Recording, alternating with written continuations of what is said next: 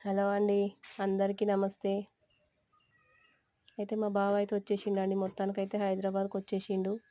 పాపం వాళ్ళ ఫ్రెండ్సు పల్లెటూర్లలో కొంచెం ఎక్కువ క్లోజ్‌గా ఉంటారు గదండీ. చెరువుల పొంట ఆడడానికి పోతారు.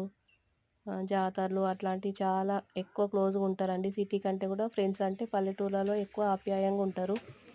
వాళ్ళందరిని వదిలేసి కేవలం నా కోసమే హైదరాబాద్‌కైతే వచ్చిండండి.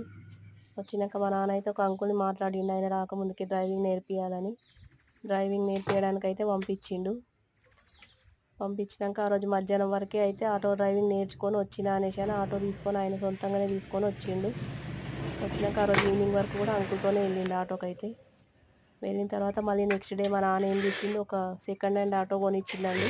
అప్పుడైతే 15,000 పెడితే వచ్చింది. ఫ్రంట్ ఇంజన్ ఆటో అది. అయితే నెక్స్ట్ డే ఆటో తీసుకొని కూడా హైదరాబాద్‌లో ఆటో నడిపేయడానికి వెళ్ళిండు.